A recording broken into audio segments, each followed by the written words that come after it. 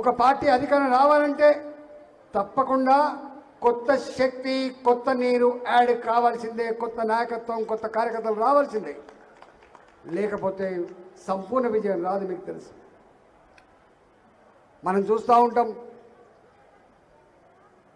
ఎవరి జాగిరి కాదు.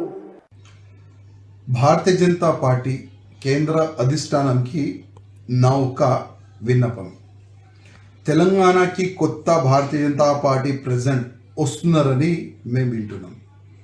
కానీ మేము కేంద్రంకి ఒకటే ఒక రిక్వెస్ట్ చేస్తున్నాం, భారతీయ జనతా పార్టీ అధికారులకి. భారతీయ జనతా పార్టీ సీనియర్ నాయకులతోని చర్చ చేసి ప్రెసిడెంట్ డిక్లేర్ చేస్తే చాలా బాగుంటుంది. ఇవాళ 8 ఎమ్మెల్యేస్ ఉన్నారు, 8 ఎంపీస్ ఉన్నారు, చాలామంది సీనియర్ నాయకులు ఉన్నారు. అందరితోని ఒక్కసారి చర్చ చేసిన తర్వాత ప్రెసిడెంట్ డిక్లేర్ చేస్తే చాలా బాగుంటుందని నేను వ్యక్తిగతంగా అనుకుంటున్నాను. ఎందుకంటే ఇవాళ మనం చూస్తున్నాం, తెలంగాణలో భారతీయ జనతా పార్టీ గ్రాఫ్ పెరిగింది. ఒకప్పుడు ఒక్కటే ఎమ్మెల్యే ఉండే, ఇవాళ 8 ఎమ్మెల్యేస్ ఉన్నారు. ఒకప్పుడు 4 ఎంపీ ఉండే, ఇవాళ 8 ఎంపీలు అయినారు. జిహెచ్ఎంసీ పరిధిలో 40 అబోవ్ కార్పొరేటర్స్ ఉన్నారు.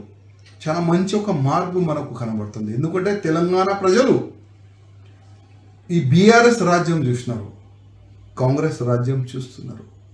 నెక్స్ట్ ఈ ఇద్దరు వల్ల తెలంగాణకి నష్టమే జరిగింది, ఇది తెలంగాణ ప్రజలు అర్థం చేసుకుంటారు. అందుకోసం నెక్స్ట్ వచ్చేది భారతీయ జనతా పార్టీ గవర్నమెంట్ మన తెలంగాణకి. కానీ తెలంగాణలో భారతీయ జనతా పార్టీ ప్రెసిడెంట్ ఎట్లాంటి ఉండాలి, అగ్రెసివ్గా దేశం పట్ల, ధర్మం పట్ల, సమాజం పట్ల అందరికీ తీసుకొని పోయి అట్లాంటి ప్రెసిడెంట్ని చేయాలని నేను కేంద్ర అధిష్టానంకి వ్యక్తిగతంగా నేను రిక్వెస్ట్ చేస్తున్నా. ఎందుకంటే చాలా మంచి ఒక అవేర్నెస్ ఉంది, మంచి మార్పు ఉంది తెలంగాణ. అట్లాంటి సమయంలో మంచి ప్రెసిడెంట్ తెలంగాణ భారతీయ జనతా పార్టీకి అవసరం. సో ఇది చూసారు కదా, ఈటెల రాజేందర్ వర్సెస్ రాజా సింగ్. అధ్యక్ష పదవి విషయంలో కొత్త శక్తి కావాల్సిన అవసరం ఉంది. కొత్త నీరు రావాలి, కొత్త శక్తి వస్తేనే అది పూర్తి సంపూర్ణ విజయంగా భావించబడుతుందంటూ ఈటెల రాజేందర్ మాట్లాడే ప్రయత్నం చేశారు. దానికి రాజా సింగ్ తన వర్షం కూడా చెప్పే ప్రయత్నం చేశారు. దేశం ధర్మం కోసం అవగాహన కలిగిన వ్యక్తుల్ని సీనియర్లతో చర్చించి అధ్యక్ష పదవిని తీసుకుంటే బెటర్గా ఉంటుంది, అధిష్టానం దీని గురించి ఆలోచన చేయాలంటూ కూడా ఆయన మాట్లాడే పరిస్థితి ఉంది. ఒకసారి మాట్లాడేది ఈ అంశానికి సంబంధించిన ప్రతినిధి శ్రీధర్ లైవ్లో జాయిన్ అవుతున్నారు. శ్రీధర్, సో ఇప్పటికే బీజేపీలో అధ్యక్ష పదవి కోసం మేమంటే మేమన్న రకంగా పోటీ ఉంది. సీనియర్లు, జూనియర్లు, కొత్త వారు, పాత వారు చర్చ కూడా కొనసాగుతుంది. కొన్ని రోజులుగా ఈటెల రాజేందర్ని పదవి వరించబోతున్నట్టు కూడా అనేక రకాల స్పెక్యులేషన్స్ కూడా వస్తున్నాయి. సో ఈ నేపథ్యంలో ఈ కౌంటర్ రీకౌంటర్లు, ఈ యొక్క ముసలం అనేది బయటపడుతోంది. దీనికి సంబంధించి అప్డేట్స్ ఏంటి? ఈ యొక్క వాతావరణం బీజేపీ పార్టీలో ఏ రకంగా చర్చ కొనసాగుతుంది?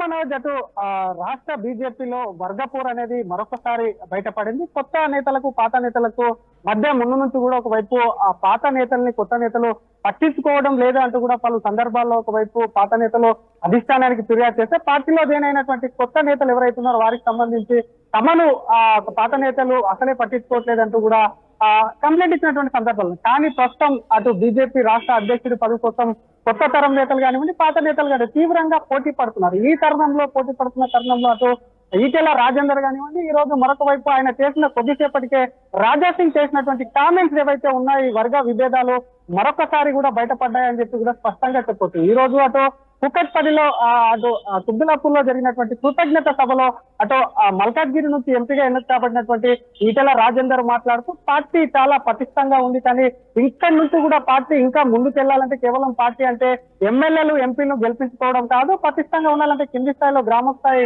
ఎన్నికల్లో కూడా గెలవాలి. కాబట్టి అక్కడికి సంబంధించి అక్కడ గెలవాలంటే పార్టీకి కొత్త నాయకత్వం అనేది కూడా అవసరం ఉంది. పాత కొత్త లేకుండా కూడా ముందుకు వెళ్లాల్సినటువంటి పని ఉంది. పాత కొత్తకు పెద్ద తేడా ఏం లేదంటూ ఈటెల రాజేందర్ చేసినటువంటి వ్యాఖ్యలు ఏవైతే ఉన్నాయో వాటికి రాజా సింగ్ కొద్దిసేపటికే మరొక ఆయన వీడియో రిలీజ్ చేస్తారు. ఈ వీడియో సందేశంలో క్లియర్ కట్ గా రాజా సింగ్ చేసినటువంటి వ్యాఖ్యలు ఒక్కసారిగా చూసుకుంటుంటే రాజా సింగ్ క్లియర్ గా దేశం కోసం, ధర్మం కోసం కూడా ఒకవైపు కూడా పార్టీని రక్షించుకొని సీనియర్లకే ఒకవైపు రాష్ట్ర అధ్యక్షుడే పదవి ఇవ్వాలి, ఈ మధ్య పార్టీ అధ్యక్షుడు పదవి కోసం కూడా పెద్ద ఎత్తున చర్చ జరుగుతుంది కాబట్టి పార్టీలో ఉన్నటువంటి సీనియర్లు కానీ పార్టీలో ఉన్నటువంటి నేతల అభిప్రాయాలు సేకరించి కూడా ఒకవైపు కూడా పార్టీ అధ్యక్షుడిని ప్రకటించాలని చెప్పి కూడా జాతీయ నాయకత్వాన్ని విజ్ఞప్తి చేశారు. కానీ ఇక్కడ ఇద్దరు చేసినటువంటి వ్యాఖ్యలు ఏవైతే ఉన్నాయో ఒక్కసారి గమనిస్తే ఈటెల రాజేందర్ ఇప్పటికే ఎన్నికలకు ముందే ఒకవైపు, ఎన్నికల తర్వాత కూడా ఈటెల రాజేందర్ పార్టీ అధ్యక్షుడిగా ఉంటాడని పెద్ద ఎత్తున ప్రచారం జరిగింది. ఎంపీగా ఎన్నికైన అనంతరం కూడా ఢిల్లీకి ఒకవైపు